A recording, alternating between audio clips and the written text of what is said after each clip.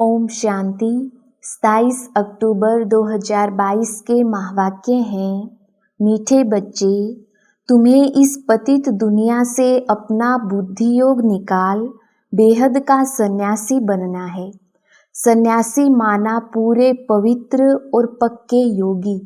प्रश्न, कौन सी अवस्था आते ही माया के तूफान समाप्त हो जाते हैं? उत्तर, जब मेरा पति, मेरा बच्चा, इस मेरे से बुद्धि योग टूट जाएगा। मेरा तो एक शिव बाबा, दूसरा ना कोई, यह बुद्धि में पक्का होगा। एक बाप से ही पूरा बुद्धि योग लगा होगा, तब माया के तूफान समाप्त हो जाएंगे। गीत, कौन आया मेरे मन के द्वारे। ओम शांति। भगवानुवाच, यह तो बच्चे समझ गए हैं कि आत्माओं का बाप उसे कहा जाता है परम पिता, परम आत्मा। बाप खुद समझाते हैं, मेरा कोई आकार में बड़ा रूप नहीं है। जैसे आत्मा के लिए कहते हैं स्टार है, भ्रुकुटी के बीच में रहती है, वैसे मैं भी परम आत्मा हूँ, उसकी महिमा बड़ी है। ज्ञान सागर है, बाकी इतना बड़ा चित्र जैसे नहीं है। इतना बड़ा होता तो इस शरीर में घुस नहीं सकता। ये तो शिवलिंग की पूजा करते हैं तो बड़ा बनाते हैं। अंगूठे सदृश्य कहते हैं, आत्मा माना आत्मा, सिर्फ उनको परम कहते हैं जो परम धाम में रहते हैं। तुम जानते हो इस समय है डेविल वर्ल्ड, आसुरी संप्रदाय। सतयुग में इस भारत पर देवताओं का राज्य था, अब तो आसुरी राज्य है। देखो क्या क्या खा जाते हैं, मांस मदिरा, यह राक्षसी आहार है। इस बात को भी नहीं समझते हैं। स्कूल में भी कोई के अच्छे ख्यालात, कोई के रजोगुणी, कोई के तमोगुणी होते हैं। जो दूसरों को समझा नहीं सकते उनको बुद्धू कहेंगे। ब्रह्मा कुमार कुमारियों में भी नंबरवार महारथी, घोड़े सवार, प्यादे बहुत हैं जो अच्छी रीति समझा नहीं सकते हैं। ज्ञान पूरा ना होने कारण डिससर्विस करते हैं। जितना जिसमें ज्ञान है उतना समझाएंगे। नंबरवार तो हैं, कहाँ भूले भी करते हैं। बच्चों को नशा होना चाहिए कि हम तो देवता बन रहे हैं। बाप खुद कहते हैं, मैं पतितों की दुनिया में आता हूँ। सतयुग में यही नारायण था, अब फिर इनके तन में आया हूँ। इनको ही नर से नारायण बनाता हूँ।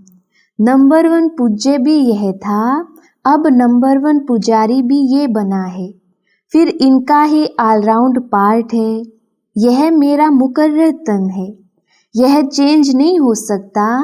ऐसे नहीं कब दूसरे को चांस दूं।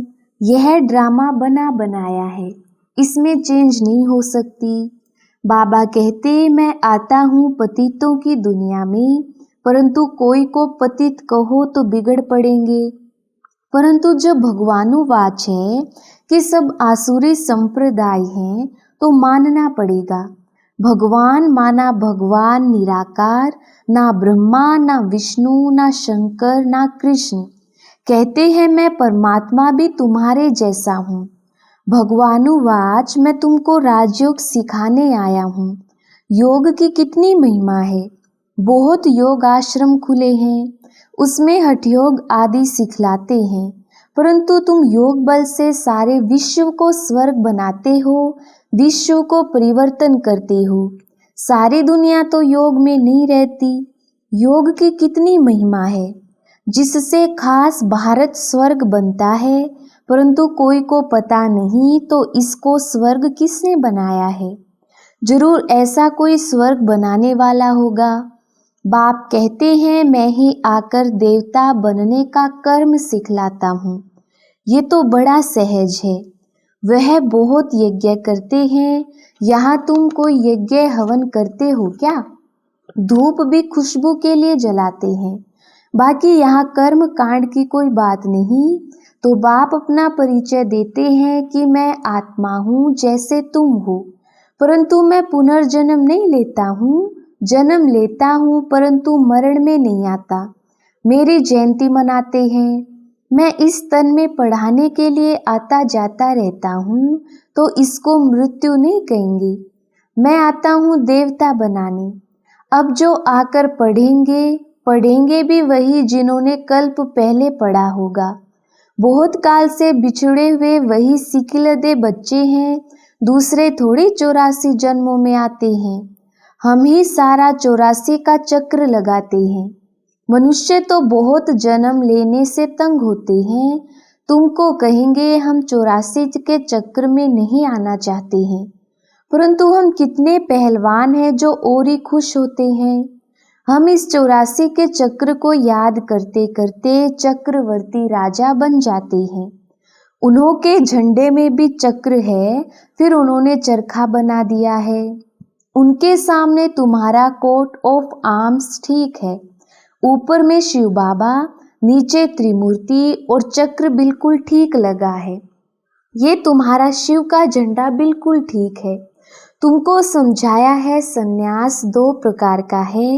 एक है निवृत्ति मार्ग का सन्यास जो जंगल में जाते हैं, वह है हाफ सन्यास। तुम्हारा है फुल सन्यास। किसका? सारी आसुरी दुनिया का सन्यास करते हो। मेरा पति, मेरा बच्चा, मेरा गुरु, उन सब मेरे से बुद्धि योग तोड़ते हो। मेरा तो एक शिव बाबा, दूसरा ना कोई। जब तक यह अवस्था नहीं आएगी तब तक तूफान आते रहेंगे, झोंके खाते रहेंगे। बाप सारी आसुरी दुनिया का सन्यास कराते हैं क्योंकि यह सब भस्म होना है।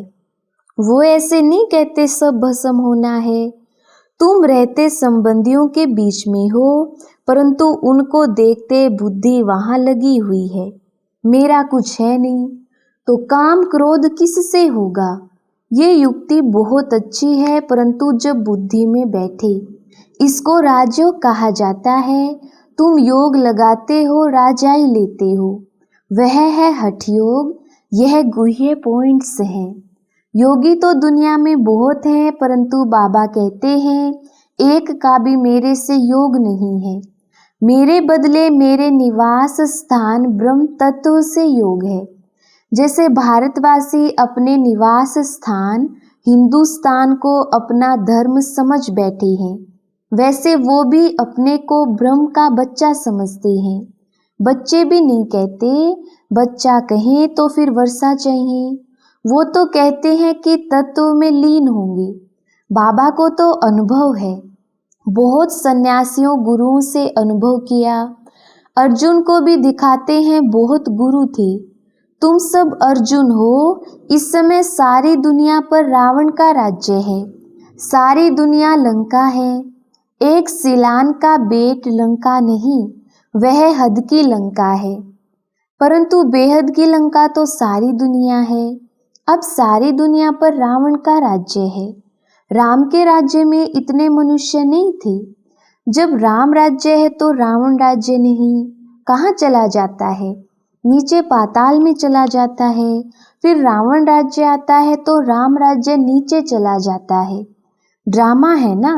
जब चक्र फिरता है तब सतयुग ऊपर आ जाता है, द्वापर कलयुग नीचे चला जाएगा तो सतयुग त्रेता नीचे से ऊपर आ जाएगा। है चक्र की बात। उन्होंने ऐसे ही लिख दिया है। बाकी कोई सागर में नहीं चला जाता है, वह सागर से निकल नहीं आता है। बाप समझाते हैं ये बड़ी गुह्य समझने की बातें हैं। इसमें पवित्रता है फर्स्ट और योग पक्का चाहिए। इसको कहा जाता है कंप्लीट संन्यास। इस दुनिया से बुद्धि योग खल्लास। यह बातें तुम्हारे में भी कोई समझते होंगे। सब समझे तो ज्ञान गंगाएं बन जाएं, छोटी नदी बने, कैनाल्स बने। अच्छा टुबका बन घर में सुनाए तो भी समझे कि कुछ समझा है, परंतु घर में भी नहीं बता सकते। बाप कहते हैं कि कैसा भी गरीब हो परंतु घर में गीता पाठशाला खोल सकते हैं। भल एक ही कमरा हो, उसमें खाते पीते सोते हो। अच्छा काम उतार सफाई कर फिर ये क्लास लगाओ। 3 पैर पृथ्वी इतनी बड़ी हॉस्पिटल खोल सकते हो। साहूकार की बातें छोड़ो, बाप तो गरीब निवाज है ना। साहूकार तो बोलते कि हमें तो यहीं स्वर्ग है। तो बाप कहते हैं अच्छा तुम अपने स्वर्ग में ही खुश रहो, मैं तुमको क्यों दूं? दान भी गरीब को दिया जाता है। बड़ा आदमी तो यहाँ जमीन में बैठने से चमकेंगे।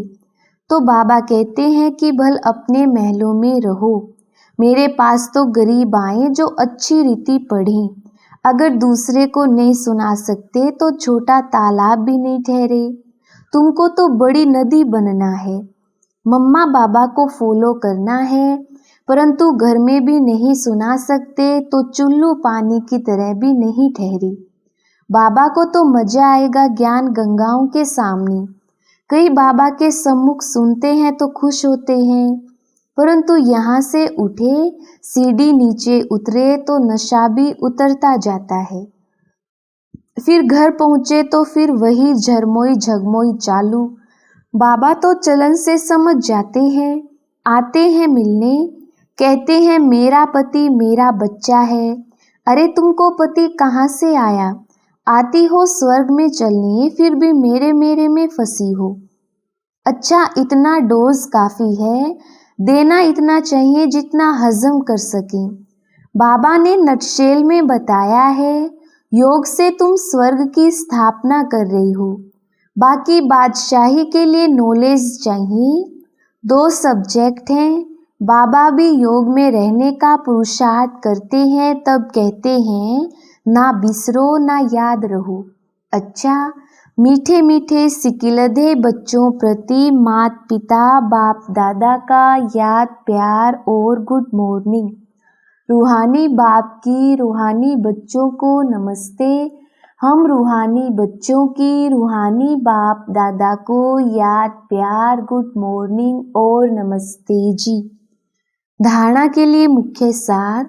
पहला पॉइंट, इस पुरानी दुनिया का कंप्लीट संन्यास करना है। पवित्रता और योग की सब्जेक्ट में फर्स्ट नंबर लेना है। दूसरा पॉइंट, ज्ञान गंगा बन पतितों को पावन बनाने की सेवा करनी है।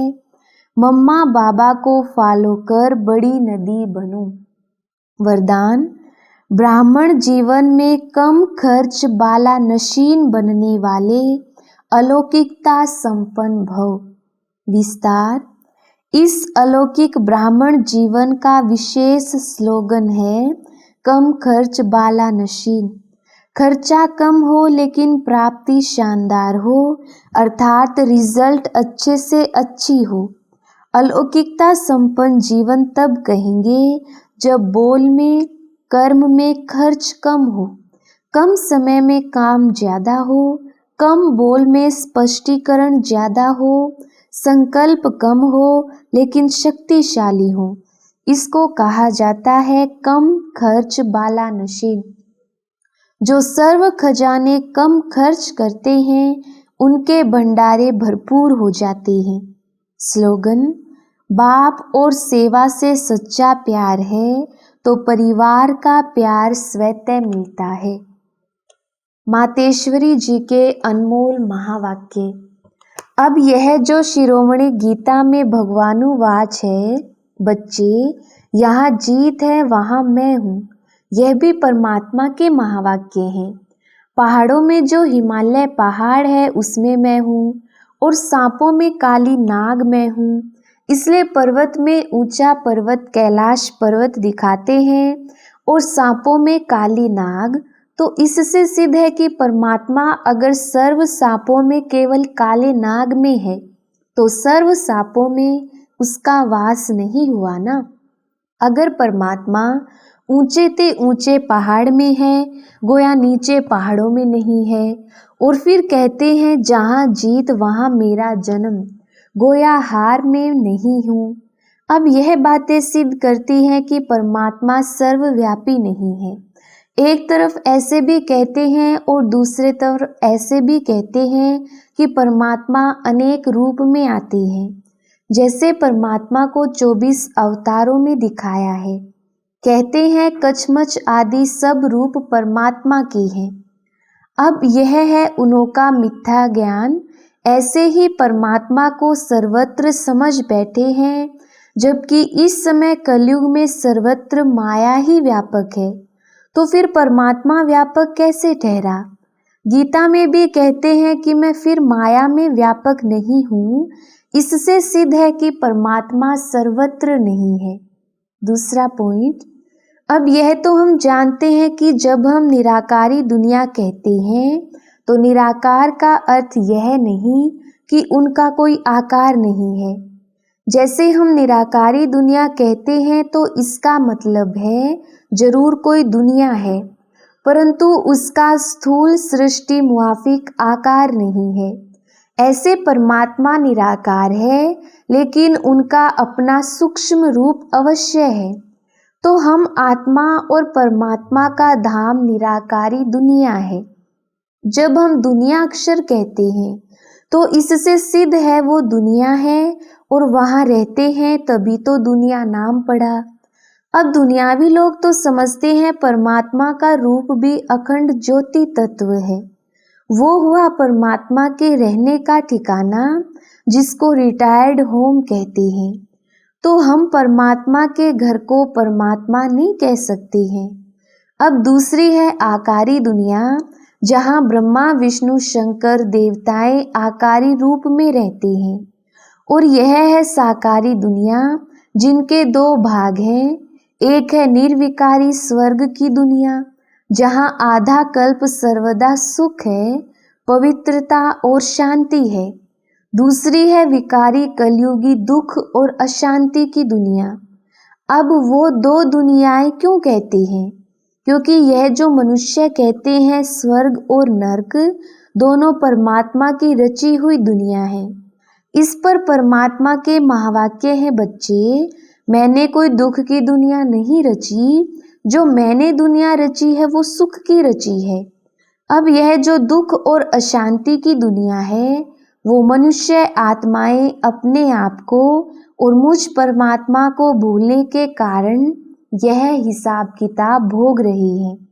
बाकी ऐसे नहीं, जिस समय सुख और पुण्य की दुनिया है वहाँ कोई सृष्टि नहीं चलती। हाँ अवश्य, जब हम कहते हैं कि वहाँ देवताओं का निवास स्थान था तो वहाँ सब प्रवृत्ति चलती थी, परंतु इतना जरूर था वहाँ विकारी पैदाइश नहीं थी, जिस कारण इतना कर्म बंधन नहीं था। उस दुनिया को कर्म बंधन रहित स्वर्ग की दुनिया कहते हैं। तो एक है निराकारी दुनिया, दूसरी है आकारी दुनिया, तीसरी है साकारी दुनिया। अच्छा, ओम शांति।